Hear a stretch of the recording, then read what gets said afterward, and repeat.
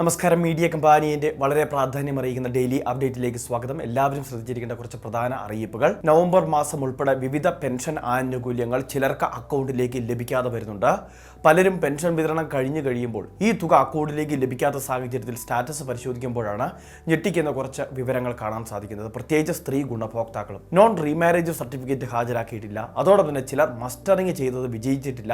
അതോടൊപ്പം തന്നെ മസ്റ്ററിങ് ചെയ്തിട്ടില്ല എന്നതുൾപ്പെടെയുള്ള വിവിധ കാര്യങ്ങൾ കാണാൻ സാധിക്കുന്നു. പെൻഷൻ വെബ്സൈറ്റായ സേവനയിൽ നമ്മളുടെ ആധാറോ പെൻഷനർ ഐഡിയോ ഒക്കെ വെച്ച് നമുക്ക് പരിശോധിക്കാം. ഇങ്ങനെ പരിശോധിച്ചാണ് പലരും കാരണം ഇപ്പോൾ കണ്ടെത്തുന്നത്. അവർക്കിപ്പോൾ 2-3 മാസത്തേക്ക് കുടിശ്ശിക ആയിട്ടുണ്ട്. ഇനി ആ കുടിശ്ശിക അവർക്ക് ലഭിക്കുന്നതുമല്ല. ഇനി ചെയ്യാൻ പറ്റുന്ന ഒരേ ഒരു വഴി എന്നുള്ളത് ബന്ധപ്പെട്ട രേഖകൾ സമർപ്പിക്കുക. നോൺ റീമാരേജ് സർട്ടിഫിക്കറ്റ് ആണെങ്കിൽ അത്, അല്ലെങ്കിൽ മസ്റ്ററിങ് ചെയ്യാനുള്ളവർ 20-ാം തീയതി, എല്ലാ മാസങ്ങളുടെയും 20-ാം തീയതി വരെയൊക്കെ പ്രത്യേകമായിട്ട് സമയം അനുവദിക്കാറുണ്ട്. അങ്ങനെ മസ്റ്ററിങ് ചെയ്യുക. ഇങ്ങനെയുള്ള പല കാര്യങ്ങളാണ് മുൻപിലുള്ളത്. അത് പൂർത്തീകരിച്ചു കഴിഞ്ഞാൽ പിന്നീട് അടുത്ത മാസം എന്നാണോ സർക്കാർ പെൻഷൻ അനുവദിക്കുന്നത് അതിനുശേഷം ആനുകൂല്യം ലഭിക്കുന്നതായിരിക്കും. അപ്പോൾ കുടിശ്ശിക വരുന്ന പെൻഷൻ ആനുകൂല്യം ഇവർക്ക് ഇനി ലഭിക്കുന്നതല്ല എന്ന് പ്രത്യേകം ഓർമ്മിപ്പിക്കുകയാണ്. ഇനി ആനുകൂല്യമൊക്കെ കുറഞ്ഞു വരുന്നവർ ഈ കാര്യങ്ങൾ ശ്രദ്ധിക്കുകയും വേണം. ഇതോടൊപ്പം തന്നെ കേന്ദ്ര സർക്കാരിൻ്റെ പെൻഷൻ വിഹിതം 200 രൂപ മുതൽ 500 രൂപ വരെ എല്ലാ മാസവും വിതരണം ചെയ്യാറുണ്ട്. സംസ്ഥാന സർക്കാർ പെൻഷൻ വിതരണം ചെയ്യുന്ന അതേ സമയത്താണ് കേന്ദ്ര പെൻഷൻ വിഹിതവും വിതരണം ചെയ്യുന്നത്. സംസ്ഥാനത്ത് 7 ലക്ഷത്തോളം വരുന്ന ആളുകൾക്ക് ഈ രീതിയിലും പെൻഷൻ ലഭിക്കുന്നുണ്ട്. പക്ഷേ അതും തുടർച്ചയായിട്ട് ലഭിക്കാതെ വരുന്നുണ്ട് എങ്കിൽ നമ്മൾ പഞ്ചായത്തുമായിട്ട് ബന്ധപ്പെടണം. ഇത് പരാതിയായിട്ട് അറിയിക്കുകയും വേണം. കാരണം 1600 നമ്മളുടെ അവകാശമാണ്. അതിൽ കേന്ദ്ര സർക്കാരിൻ്റെ വിഹിതം കുറഞ്ഞു വരുന്നതോടെ നാളുകളായിട്ടുള്ള വിഹിതം കുറയുന്നവർ അവർക്ക് വലിയൊരു തുക തന്നെ അപ്പോൾ കുറവ് വന്നിരിക്കാം.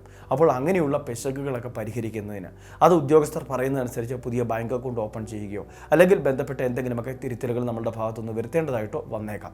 അപ്പോൾ അങ്ങനെയുള്ള സാഹചര്യങ്ങളൊക്കെ ഉള്ളതുകൊണ്ട് തന്നെ തുടർച്ചയായിട്ട് ആനുകൂല്യം തടസ്സപ്പെടുന്നവർ ഈ കാര്യങ്ങൾ അന്വേഷിക്കേണ്ടത് ആവശ്യമാണ്. അടുത്ത മറ്റൊരു പ്രധാനപ്പെട്ട അറിയിപ്പ്, നമ്മുടെ സംസ്ഥാനത്തെ റേഷൻ കാർഡ് ഉടമകളുടെ കർശന പരിശോധനകൾ ഇപ്പോൾ ആരംഭിച്ചിരിക്കുകയാണ്. വിവിധ മേഖലകളിൽ പരിശോധനകൾ നടന്നുകൊണ്ടിരിക്കുകയാണ്.